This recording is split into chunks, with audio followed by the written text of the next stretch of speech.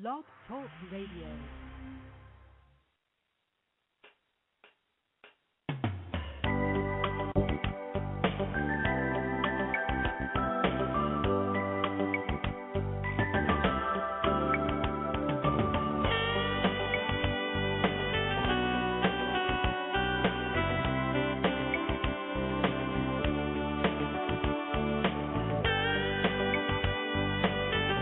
Hi, everyone, and welcome to a very special edition of Franchise Interviews, where for over 4 years we've been asking the franchipreneurs of one-on-one. I'm your host, Marty McDermott, and I'm the president of Franchise Interviews, and we have a great show today. We're meeting with Craig Dunaway, president of PENN STATION East Coast Subs Franchise Opportunity.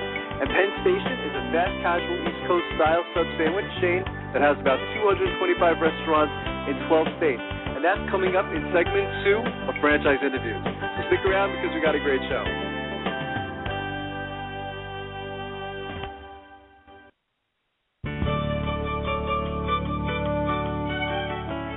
Are you one of those special people who are willing to go after your dreams and goals?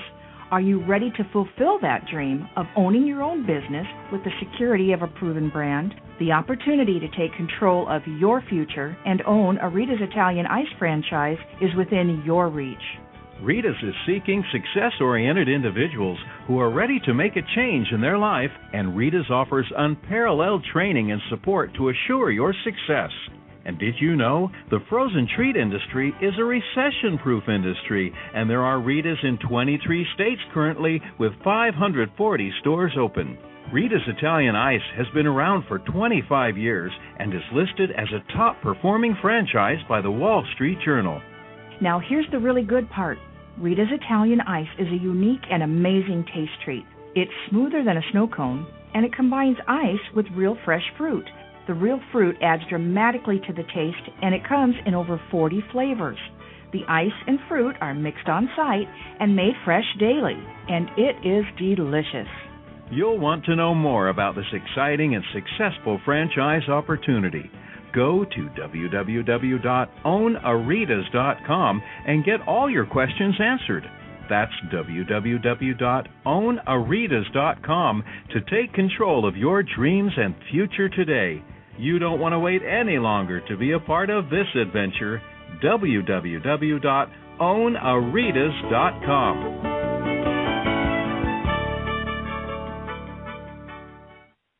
Franchisers, are you looking to reach aspiring entrepreneurs looking to buy a franchise? Are you looking to reach a highly educated audience on franchising?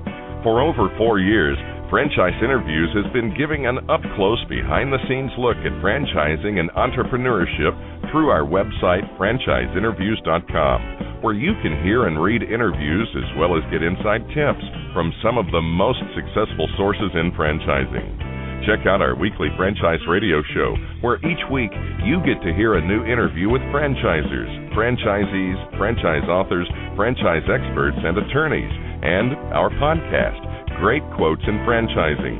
Get 3 months of free advertising when you sign up for our 1-year package. For more information, go to franchiseinterviews.com or call us at 610-905-2919. That's 610-905-2919. Need a business loan? Talk to Diamond Financial Services, the experts in franchise financing nationwide. Whether you're looking to start a franchise, acquire an existing franchise, or expand your territory through opening new locations, Diamond Financial stands by your side start to finish. From pre-qualification to packaging and presenting your application to securing a financial commitment and through the loan closing process, Diamond Financial is there. While you're waiting, thousands of others are making their financial dreams come true. Don't wait any longer. Pre-qualify now by completing a confidential, no-obligation financial analysis. Let's face it, traditional banks just aren't in the business of financing small business. At Diamond Financial, we specialize in securing franchise loans from $100,000 to $3 million and equipment leasing up to $150,000. Let us help you get started. Go to www.franchisefunding.net or call 877-508-2274 That's franchisefunding.net, 877-508-2274.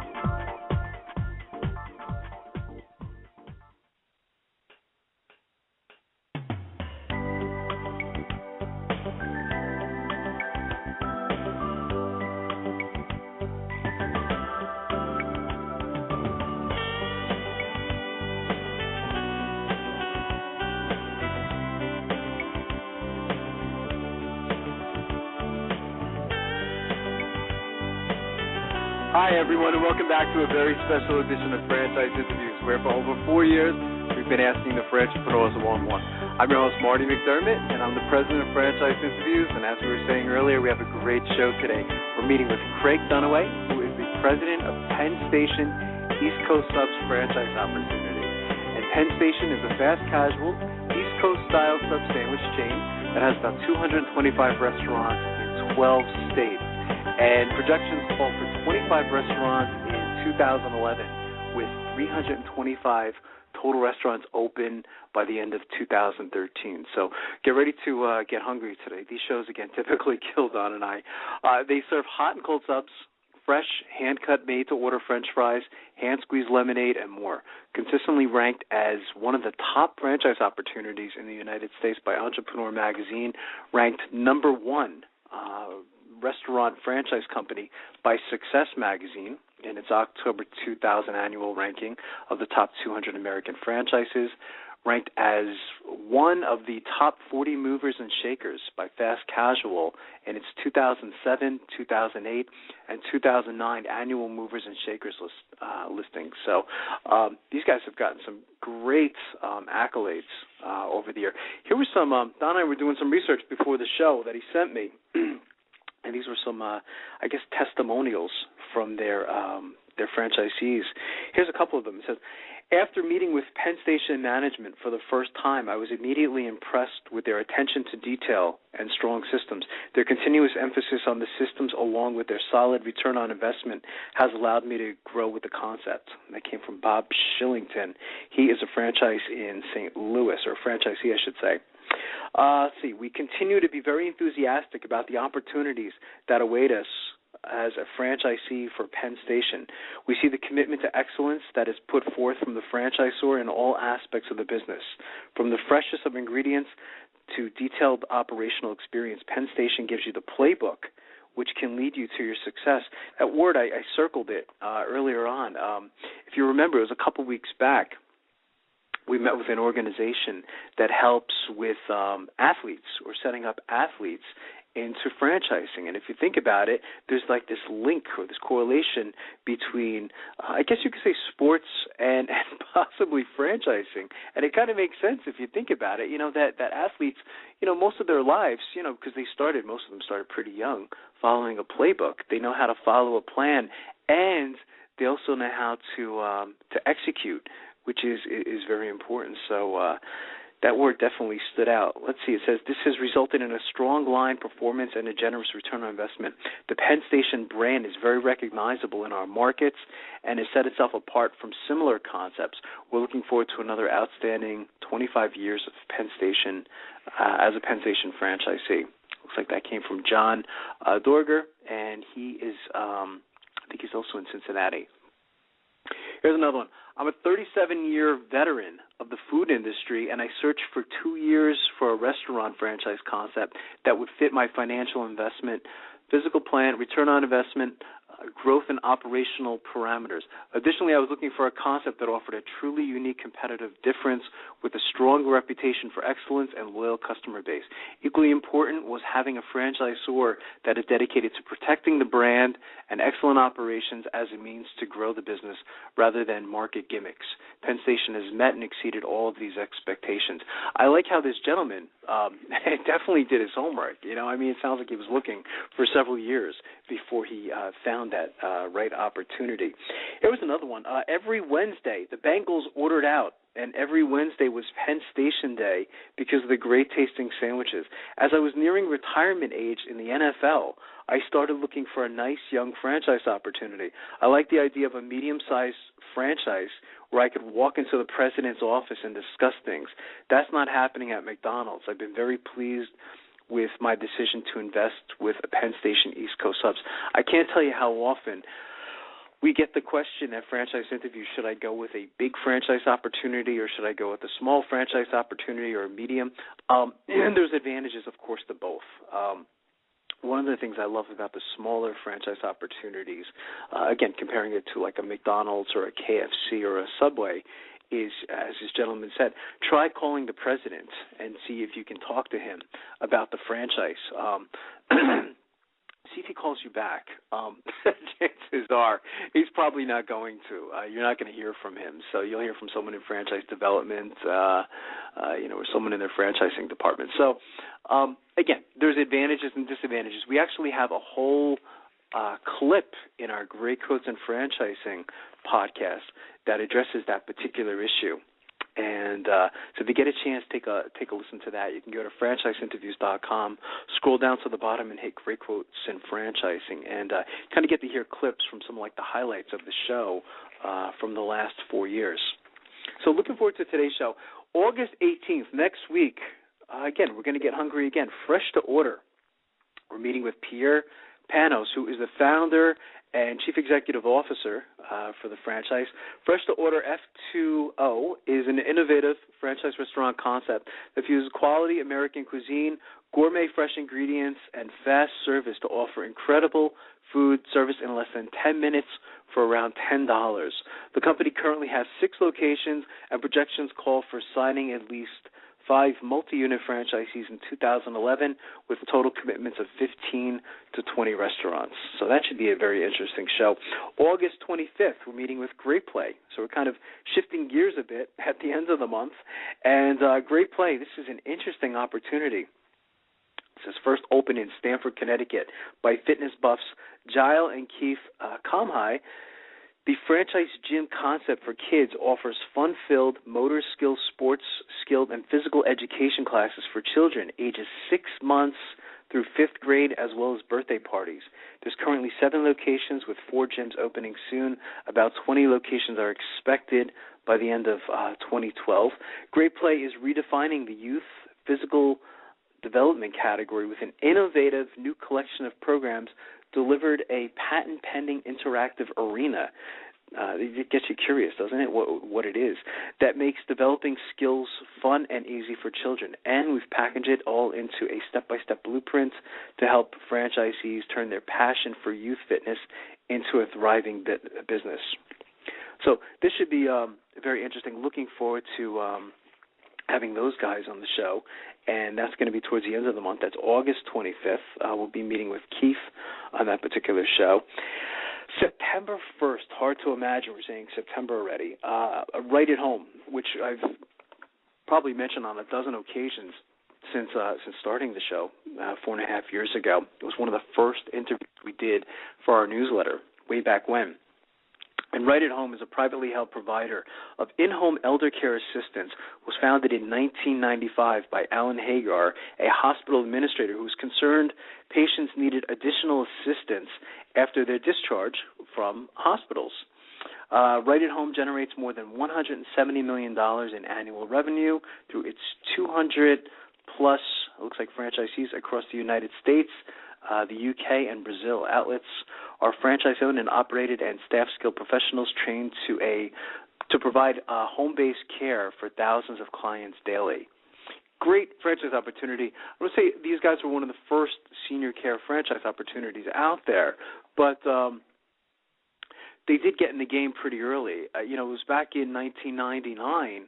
I did an interview with the LA Times, and they asked me what industry to look out for, and I said senior care. And at that time, there wasn't a lot of senior care franchises out there. And I'm amazed today when I look, at the list of senior care franchises, how many there are. We've had, I I think it's about 6 on our show up to this point. And again, same concept for all of them, but all of them have little like different twists and turns, which make them a little unique. They have unique selling propositions on why you would choose one over the other. Again, this goes back to research. So I think sometimes I say I feel bad for the franchisee in looking for a franchise, in the sense that there's just so much out there to choose from. It's just, where do you begin? So, when someone says they took 2 years to make that decision, it doesn't really surprise me that it took that long. So, that should be a very interesting show. We just got word yesterday. I'm so excited. One of the great things about hosting franchise interviews, and I've said this a dozen times, is that, every so often you get to interview someone that you truly admire. And one of those people for me is Warren Greshus. He is in the Hall of Fame of speakers. And if you haven't heard him speak, we've had him on the show twice up to this point. And every time we have him on the show, he's very inspiring. He's really one of the best. And he's coming out with a new book. He wrote a book called The Best Damn Sales Book Ever. And I think his new book is called The Best Damn Management Book Ever. And so, I think Warren's going to be sending us a copy of that. So looking forward to seeing that. I don't even think it was released yet. So we'll be talking about his new book.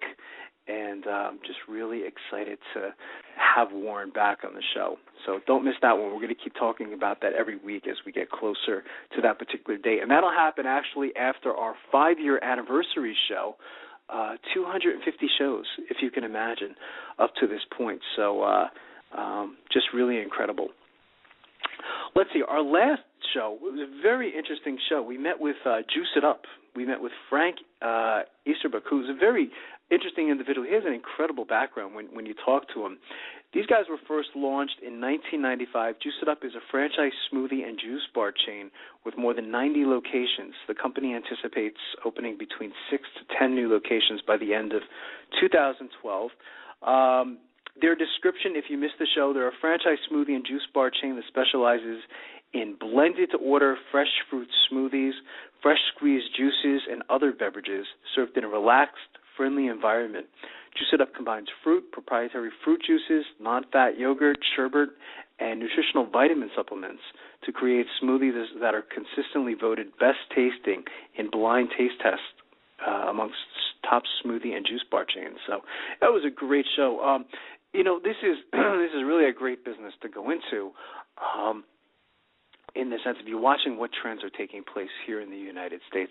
People are, of course, more health conscious, and you notice that every single day. And, for someone like myself who, I hate to say it, is not a big fruit and vegetable person, it for me is a great alternative because I understand that it is truly great tasting. So just a fantastic show. So take a look into that one. You can go back and listen to it. This week we did a podcast with a king, if you can imagine, and how often you get to talk to a king. We met with Joel Labava, and Joel Labava is, I classify him as a franchise expert. He's a franchise consultant. He's been in franchising a very long time. I don't want to age Joel, but he's been doing this a very long time.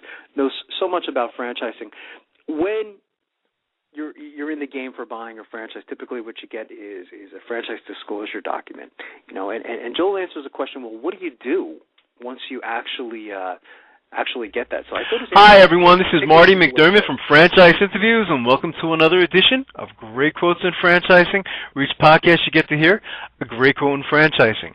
Don and I have been hosting Franchise Interviews now over 4 years and slowly approaching 250 shows, if you can imagine. And during that time frame, we've had some incredible quotes on the show.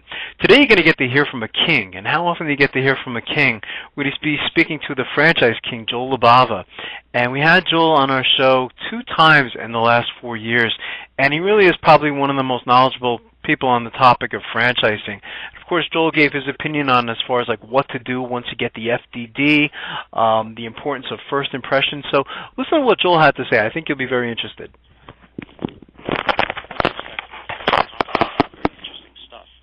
Well, it's real life stuff. I've worked with hundreds of people in the past several years, and the ones that have followed the process the right way and decide to get into franchising are definitely more prepared than folks that are just going to go out and buy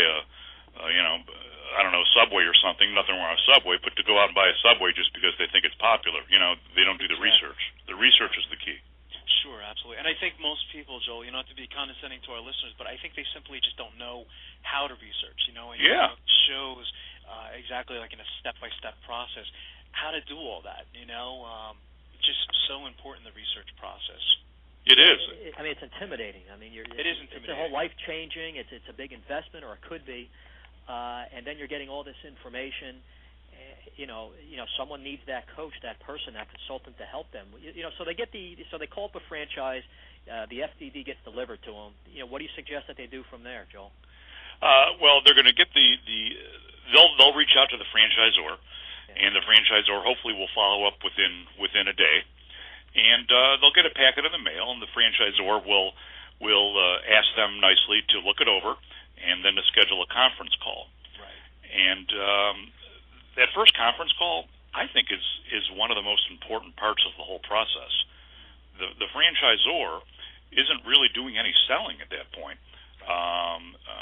They're kind of seeing if they like you, and you're kind of feeling things out to see if you like them, just kind of as a person first, because you're going to be interacting for weeks with this franchise director. Do you recommend that the buyer prospect, the franchisee, does their homework and knows quite a bit about that franchise they're looking at, or is that still a little too soon? A little too soon.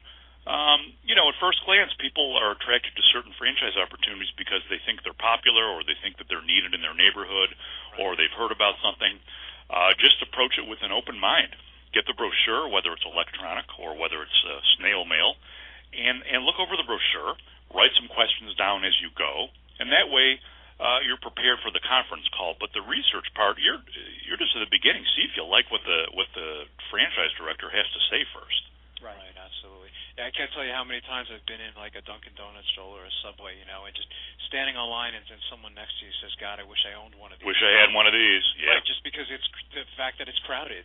Right. It's a terrible reason to terrible franchise. Terrible reason. What are the chances that you have something in common with the owner of that Dunkin' Donuts or that Subway? It looks good on the outside, and there's nothing wrong with the food franchise, but I hope you know what you're getting into. Right, absolutely. And that's where you come in, to really do all the behind-the-scenes things, and to make sure they're asking themselves all the questions that maybe they haven't thought of. That's going to be imperative to make sure they're happy in whatever business they choose. That's right. And I don't know if you went down far enough on the page that I have set up for the book, but a good friend of mine, Sean Kelly, who's also another pretty popular franchise blogger, suggested that I include a half hour of my time for people that invest in this book, and that's what I've done. So people can arrange to talk to me for a half hour on the phone and bounce their ideas off of me. I'm not going to sell them anything. I'm not going to try to switch them to an opportunity that I work with. I just want to talk to them and tell them that, yeah, you're doing the research the right way. You're headed the right direction. Exactly. So I'm doing that now. And I guess, and this is something Marty and I have preached on, just about every show, that when someone's researching a franchise, it's so imperative to call and speak to the other franchisees. That's listed in the FDD, and you even recommend going to visit the franchisees and to just ask a lot of questions. Why should someone do all this, Joel? It's amazing that a lot of people that I've talked to that have come to me a little too late and said, "Boy, Joel, I wish I would have talked about you, or I wish I would have known about your book." They all say the same thing. "Oh, I didn't talk to any franchisees." Incredible. And I said, "Why not?" "Well, the franchise director, they said I didn't have to, or, I'm perfect for the business." You got to talk to the people that are actually doing it and that took the risk already. That's what it's about. These people took the risk. They're not getting paid by the franchise company to say good things. Right. So talk to the people that are doing the business. See if there's some stuff in common. And I think that's something that helps you sleep better at night, Joel, is it kind of gets rid of that nervousness, because this is a very big investment, it's just a lot of times, Don, and I think you as well, you compare it to a marriage, Yeah. It's that big, so it really is so important that you have all the facts, and I suspect that there's a lot of people out there that don't have all the information that they actually need to make the decision. No, and they're making the decision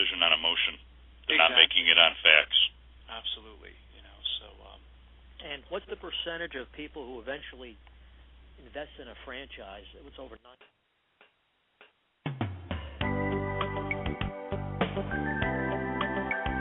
You can actually hear that whole interview by going to franchiseinterviews.com. You can do a Google search, type in Joel Labava, franchise interviews, and it's kind of all over the place. So why don't we do this? Let's take a quick break. I see our guest Craig is called in, and we'll be right back with more franchise interviews.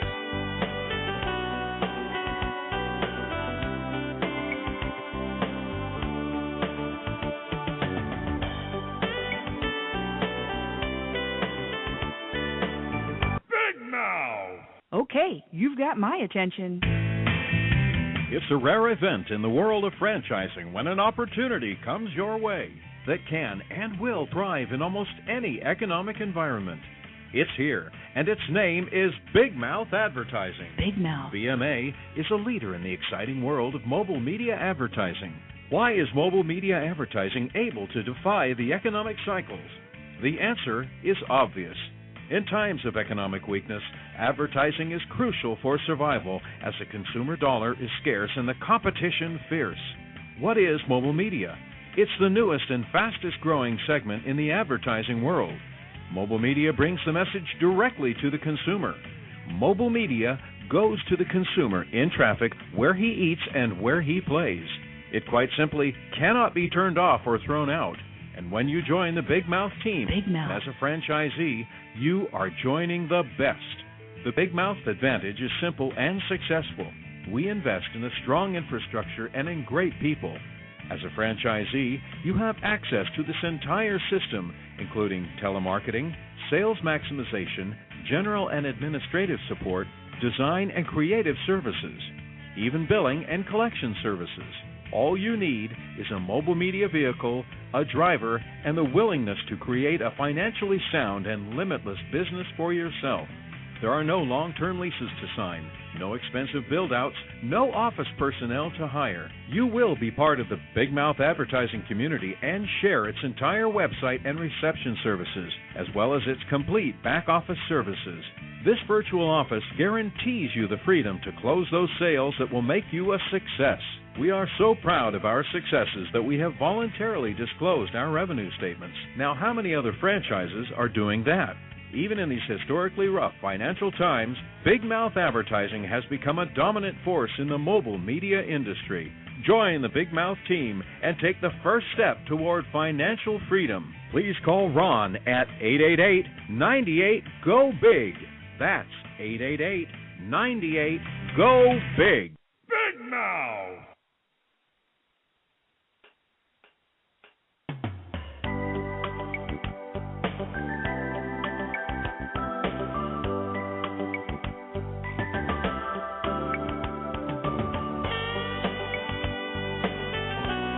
Hi, everyone, and welcome back to a very special edition of Franchise Interviews, where for over 4 years we've been asking the entrepreneurs of one-on-one. I'm your host, Marty McDermott, and I'm the president of Franchise Interviews. And as we were saying earlier, we have a great show today. We're meeting with Craig Dunaway, president of PENN Station East Coast Subs Franchise Opportunity. And PENN Station is a fast casual East Coast style sub sandwich chain that has about 225 restaurants in 12 states, and projections call for 25 restaurants in 2011, with 325 total restaurants open by the end of 2013. Hey, Craig, how you doing today? Welcome to the show. Oops, it sounds like you're breaking up a little, Craig. Can you hear me okay? Oops, sounds like we're having some technical difficulties. Maybe, Craig, you could perhaps call back in, and we'll get it. It'll sound like a better line. It sounds like maybe it might be Craig's calling from maybe like a cell phone or something. Why don't we do this? Let's just play a quick clip while Craig Hi, everyone. This is Marty McDermott from Franchise calling Interviews, back and welcome to another edition of Great Quotes in Franchising, where each podcast you get to hear a great quote in franchising.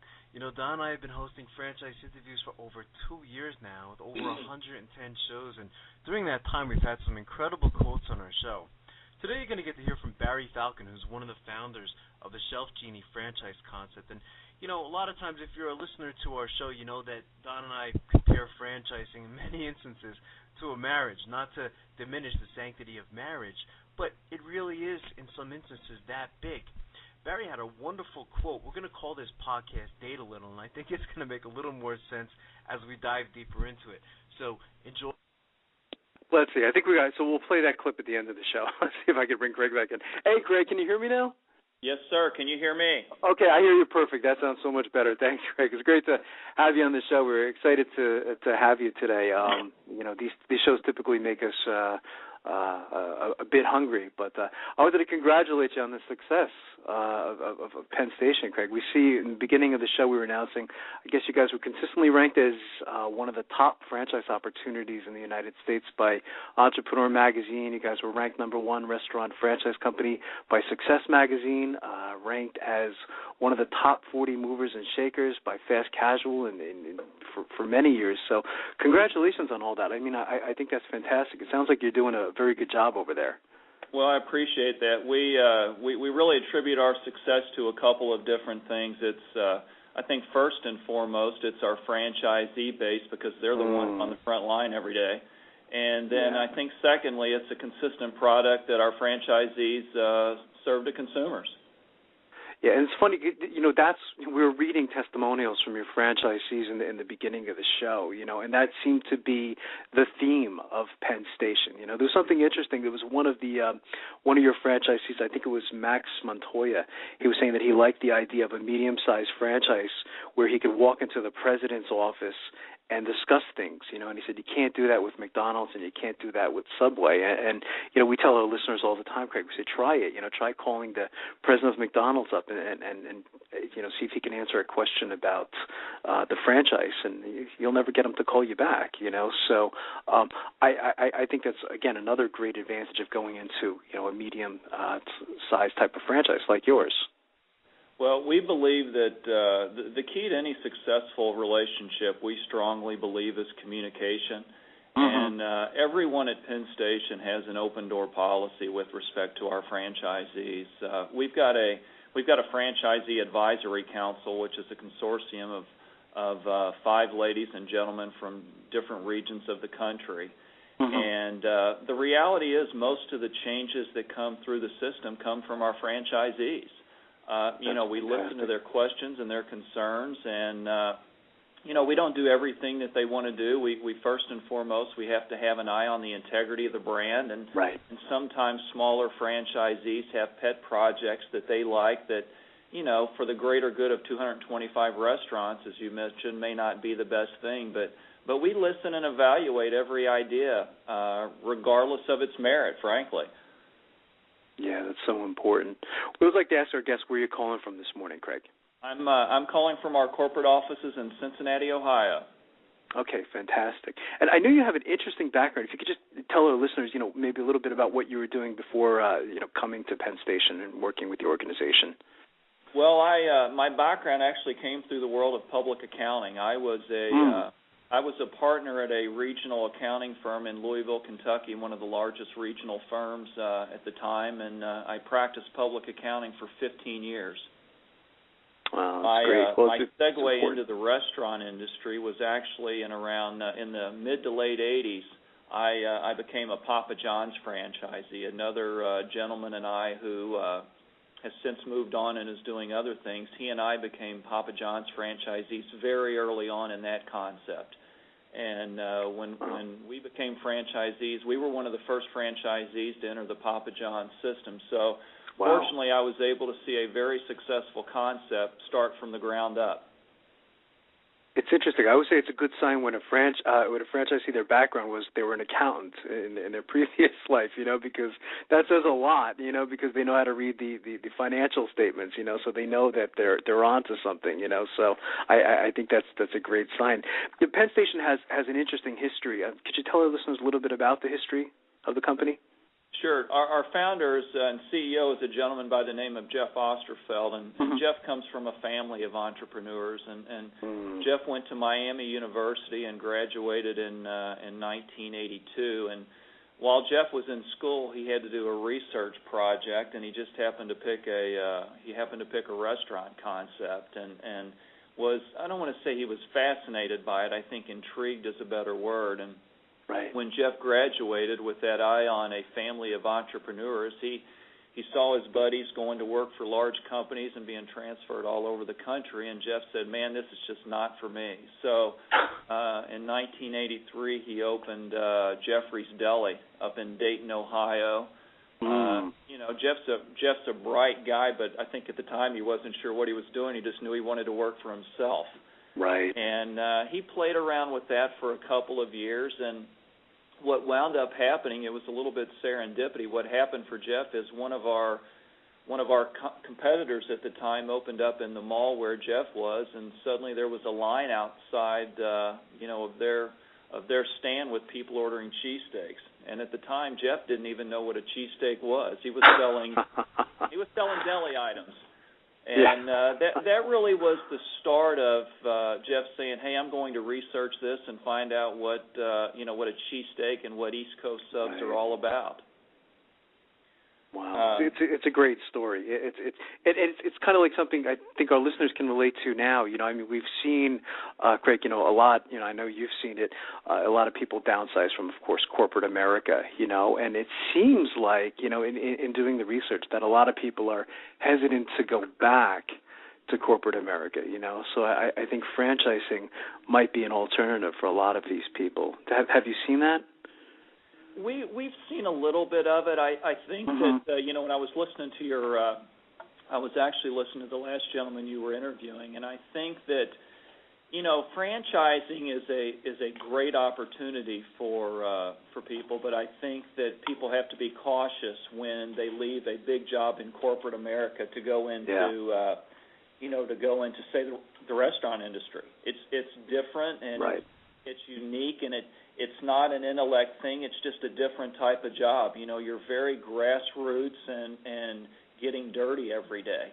And what we see, people who come to us in what you just described, someone has a mom who had a great chili recipe and suddenly they want to own their own restaurant. And I'm not sure that's the right reason. Just as your guy described earlier with standing in line thinking, gee, this place is crowded, I need to own one of these. Yes, exactly. Oh, it's something. We've seen that. It was funny. We had there was an organization on our show. It was about, I guess, 2-3 weeks ago, Craig, and they work with professional athletes, helping them get into franchising or presenting franchising as an alternative. And I think I saw in one of your the testimonials from your franchisees. I think he might have played for the NFL, if I remember correctly. That's right. Max Montoya, who you mentioned. There you go. Okay, that was Max. Okay. And just, I thought, that was interesting. What have been some of the backgrounds of your franchisees before getting involved with Penn Station? Well, most all of our franchisees have come to Penn Station with previous restaurant experience. And for those who haven't, we've asked them to partner with someone who does have restaurant experience. Okay, good. What we're looking for, and I think what I would look for if I were out there looking for a franchise concept, is we want to teach people our systems and procedures, but we don't really want to teach them the restaurant industry per se. Gotcha. Okay. Interesting. And when someone, let's say you guys are at a franchise show, Craig, and you have to describe the franchise system, what do you typically say to them? Well, when I'm describing Penn Station, I tell them that we're a pretty simple concept. We're 14 grilled hot subs, we're fresh-cut fries made from Idaho potatoes, and we're fresh-squeezed lemonade. And I mentioned this is one of the first things. Our eye is on quality, but the second thing that we look for really is it's an operational focus of trying to keep the menu and the operations simple and clean and tight for our franchisee, because anything that we do to complicate operations, there's a cost involved. And ultimately what we're selling is return on investment. And if we can't produce a superior return on investment to either other concepts or just other businesses, then investors are going to look somewhere else besides Penn Station. Yeah, well said. And it's typically, I mean, those do make the best franchises, don't they? Is if the concept is simple. I find that, as long as I've been studying franchising for over a decade, as you said, the more complicated things get, the more you add to it. It's just, it's almost like it doesn't become a franchise anymore. It becomes. I agree. What goes into adding a product to the menu, I don't think most people would recognize the complexity of that. When you're talking about having to, go out and spec a new product and then bring it into your distributor and try to time that with getting out to, either 225 or 2,500 restaurants to distribute that is a monumental task. And you can add something to the menu and at the end of the day not make any money on it at all. So when you're trying to maximize that return on investment to the people who invested in you, that becomes critical to analyze all of those things. It's not about driving royalty. Our revenue comes from a royalty stream, which is based upon franchisee sales. So if you think logically about this, we would in theory want to drive sales as high as possible for franchisees. That's true to the extent that we're making sure that they're maximizing their return on investment, because if they're not making money, then we're wasting their time. Yeah, absolutely. You can see how your accounting background or your past life had you've been able to apply it to really what you're doing now is talking in terms of return on investment, which Don and I, talk about frequently on the show, how it's so important, to look towards those things. Very interesting. So the industry is pretty big. Are there any numbers or current numbers for this industry, Craig? Before I got into the restaurant industry, I had probably a naive view, maybe most people in the public eye, of just often the restaurant industry is a beginning job for people in high school or college. And as I became a Papa John's franchisee, and the more I got involved through working with franchisees in the world of public accounting, what I found out was that the restaurant industry employs about 13 million people, and there's over 575,000 restaurants in the country right now. What amazes me, it's a $580 billion industry. So, to think it's a low-end job or a starting job couldn't be further from the truth. There's obviously a lot of people who get their first taste of work through restaurants, but that's really I don't want to say that's the exception, but it's a lot more than that. Yeah, I agree. How has technology played a role with Penn Station? I imagine things have changed a bit, over the years from when the company first started to where you are today. So what role has technology played in the business, Craig? It's really played two roles for us. Well, one is trying to ensure that we're more efficient with our customers, because I think we would all admit over the last 10 to 15 years, with the advent of smartphones and BlackBerries and just email and voicemail, that consumers are ever more taxed for their time. So what we've tried to do first with our technology is to make sure that it expedites the process for the customers. We want to get them in and out of our restaurants as efficiently as they want, and we don't want them to have to stand in line and wait for us to do something that technology would, could fix. For example, the accuracy of our orders, and just using technology to that advantage. The second thing is, and it goes back to your point about my financial background, is to give franchisees the management tools to run their business more profitably and successfully. We strongly believe that for financial data to be relevant, it needs to be timely. And the more real time we can make that financial data through technology, the better for our franchisees. When you make decisions about whether or not to send people home at a slow period during the day, you need to know what impact that is on your bottom line. So it's those two things. It's the eye on the customer, and then it's management tools to improve the efficiencies and profitability for the franchisees. It is amazing when you look back. You wonder how some these sub places we're able to get along. I mean, doing this, for 30, 40 years, what it was like in the beginning without the technology. You wonder how they're able to come so far, because it does seem like, that information does become very powerful, for the franchisee and of course the franchisor. So you wonder sometimes how you ever lived without it, So it truly is fascinating. So once someone decides to say, okay, I want to become a franchisee, what happens after that, Craig? I mean, what is the training like for your new franchisees? Do they come to headquarters, or what happens after that? Well, once a decision has been made by Penn Station to approve a franchisee, and once that franchisee has approved Penn Station, we put them through a fairly intensive 3-week training program. And that is the purpose of that training program is to teach them how to run a Penn Station restaurant successfully and profitably. The byproduct of that is how do you make our 14 grilled subs, or how do you make our fresh cut fries, or how do you keep the restaurant clean. But we're really teaching them over that 3-week period how to run a restaurant successfully, because if they have one restaurant, their business is that, and they're the CEO of that business. So our training program is designed with that thought in mind. That's interesting. How would you describe a typical day as a franchisee? I mean, from, I guess you could say, the moment they come in to when they go home at night. I mean, and what happens in between, Craig?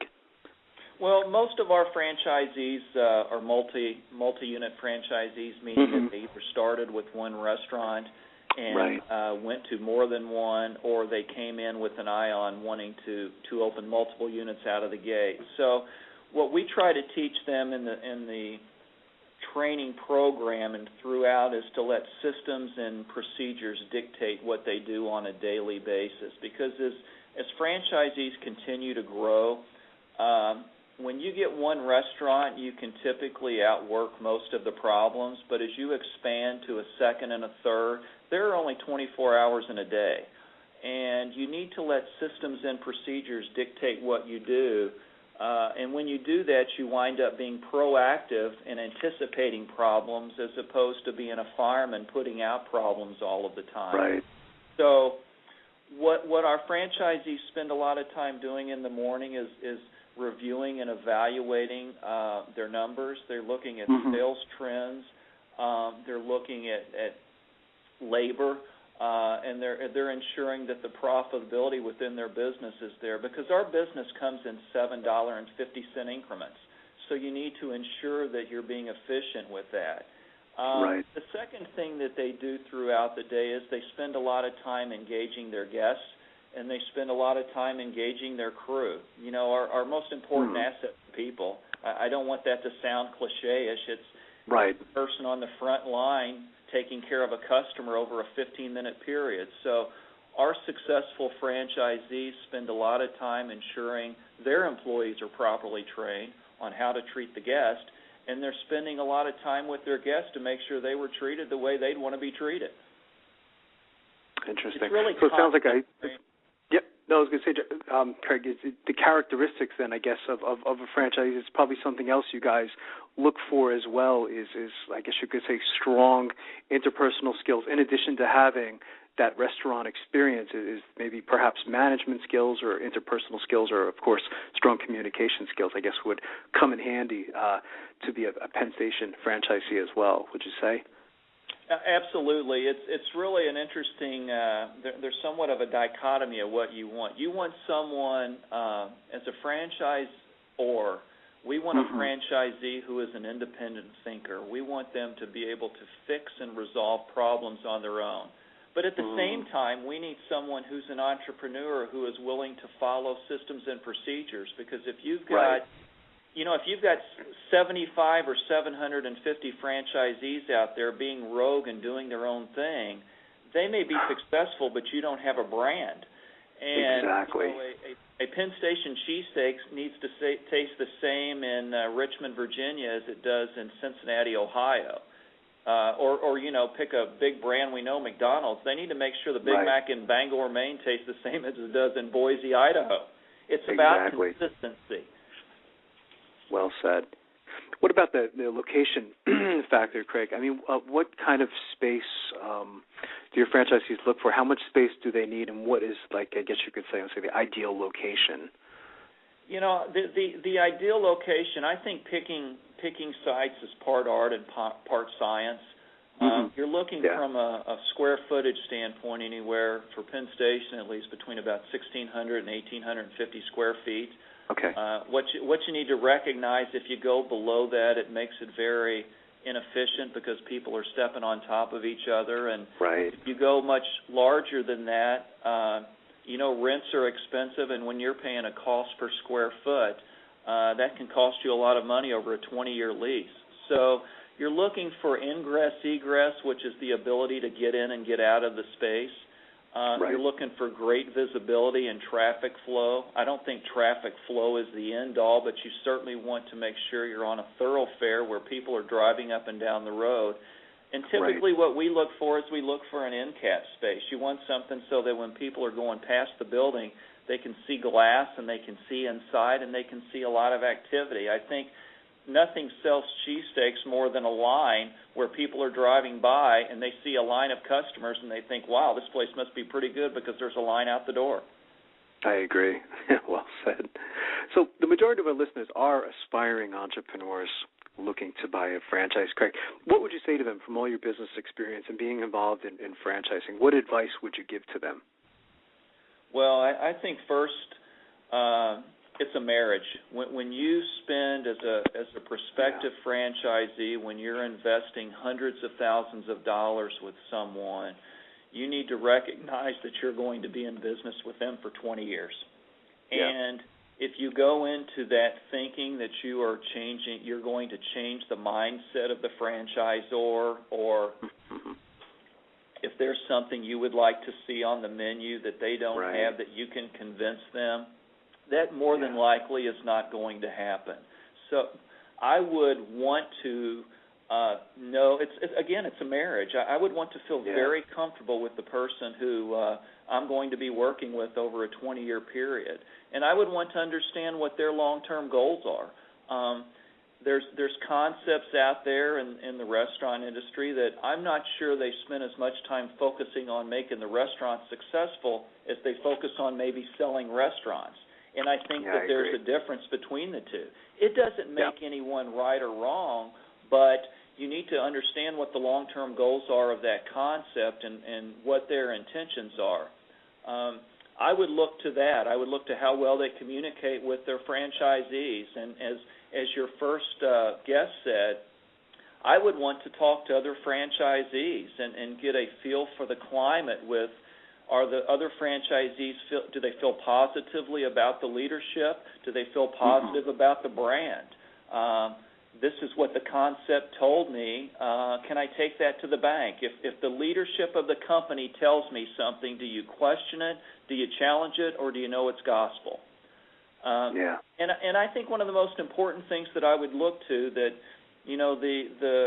the Federal Trade Commission is set up where we are required to complete a franchise disclosure document that is really there to protect the franchisee. But only about 20% of the brands disclose profitability or numbers, earnings claims is what it's called in Item 19. And I would want to know if they disclose that, and if not, why do they not disclose it? Because you're getting in business to make money.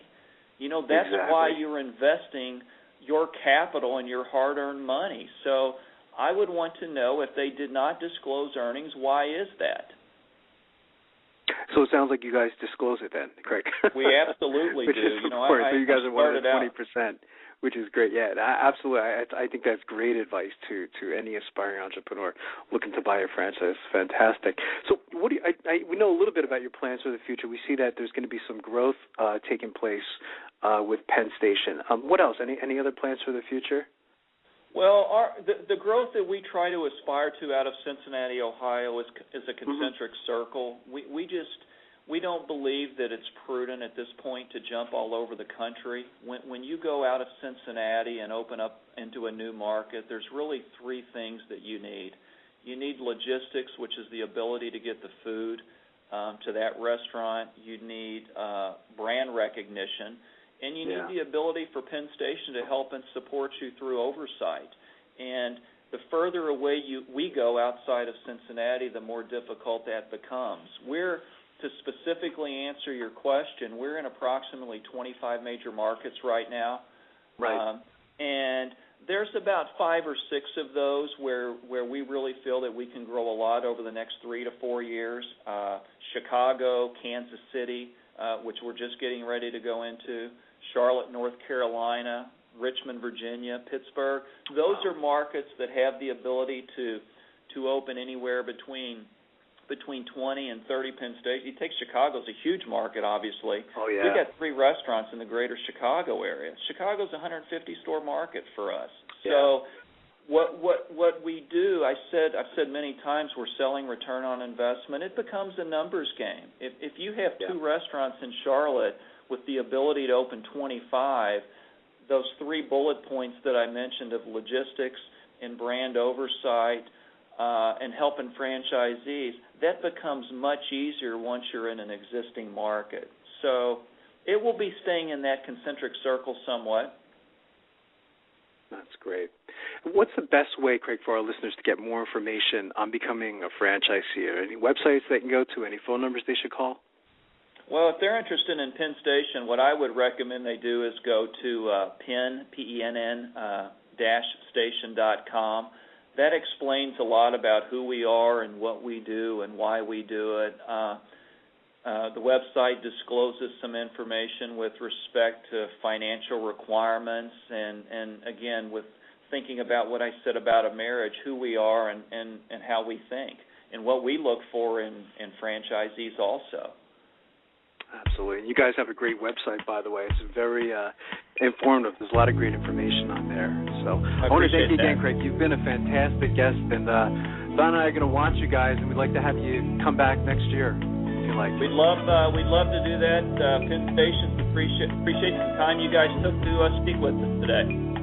Thanks so much, Craig. You have a great day today. You too. Thanks a lot. Take care. You're welcome. Thanks. That was Bye-bye. great. So why don't we do this? We'll take another quick break, and we'll come back and we'll play that second clip that we have from our Great Quotes in Franchising podcast right here on Franchise Interviews.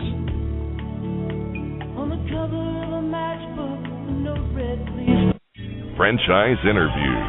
For over 4 years, Franchise Interviews has been giving an up-close, behind-the-scenes look at franchising and entrepreneurship through our website, franchiseinterviews.com. where you can hear and read interviews as well as get inside tips from some of the most successful sources in franchising.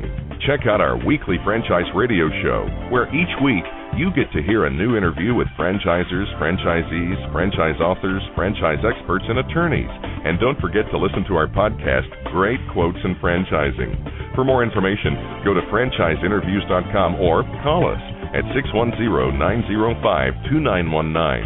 That's 610-905-2919.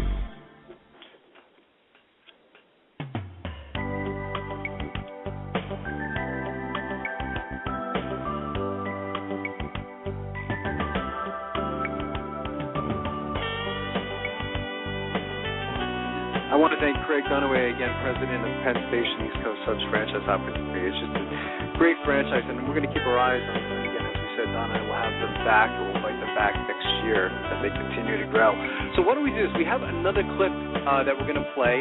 It's called Date a Little, and it comes from our Great Quote and Franchising podcast, and it's kind of in sync with what Craig was talking about on the show, comparing this whole thing to a marriage. And if you compare it to a marriage, of course, you want to date a little. So take a listen to this. Hi, everyone. This is Marty McDermott from Franchise Interviews, and welcome to another edition of Great Quotes in Franchising, where each podcast you get to hear a great quote in franchising. You know, Don and I have been hosting franchise interviews for over 2 years now, with over 110 shows, and during that time we've had some incredible quotes on our show. Today you're going to get to hear from Barry Falcon, who's one of the founders of the Shelf Genie franchise concept. And, you know, a lot of times if you're a listener to our show, you know that Don and I compare franchising in many instances to a marriage, not to diminish the sanctity of marriage, but it really is, in some instances, that big. Barry had a wonderful quote. We're going to call this podcast Date a Little, and I think it's going to make a little more sense as we dive deeper into it. So enjoy. You're going to hear a message from our sponsor, and then again, Date a Little podcast, and we'll see you again soon with another edition of Great Quotes in Franchising from Franchise Interviews. Big Mouth! Okay, you've got my attention. It's a rare event in the world of franchising when an opportunity comes your way that can and will thrive in almost any economic environment.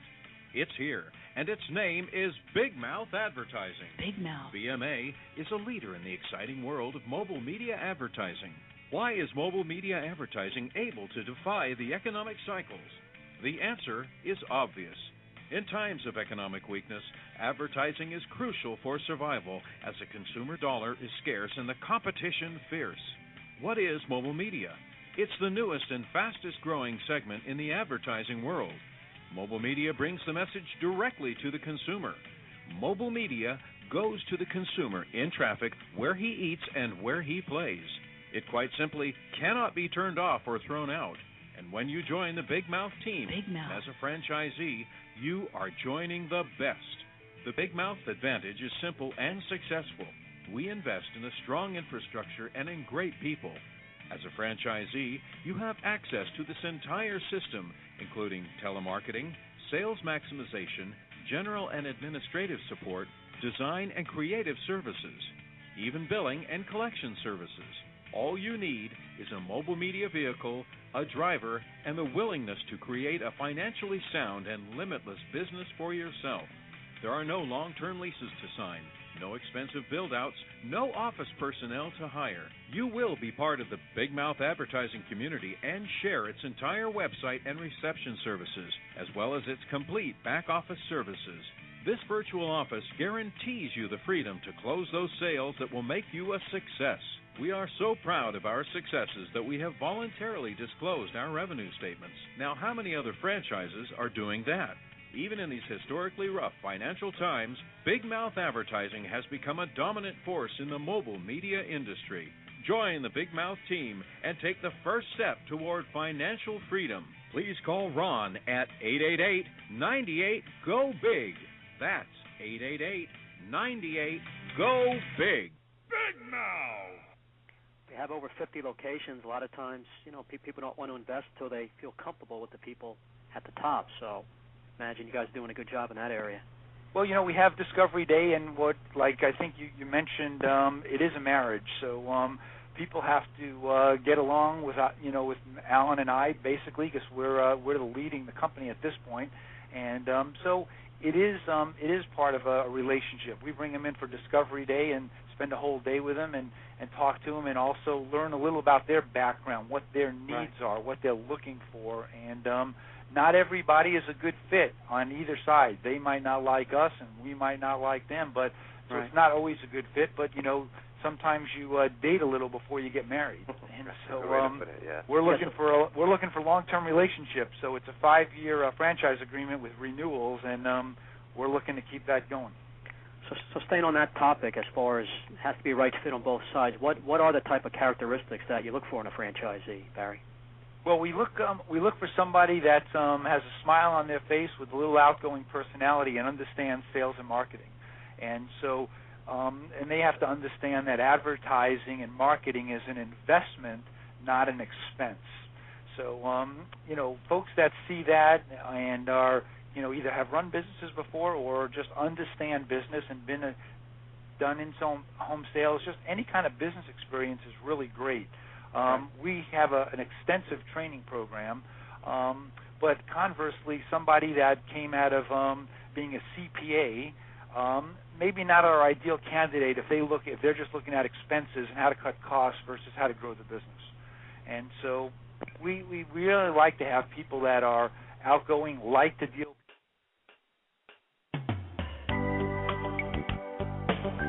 I love that expression, date a little. I think it was a great segue into a great theme for today's show, talking about marriage and relationships and all that other stuff. So thanks, everyone, for listening. Go to franchiseinterviews.com, go franchise.com, franchisefunding.net.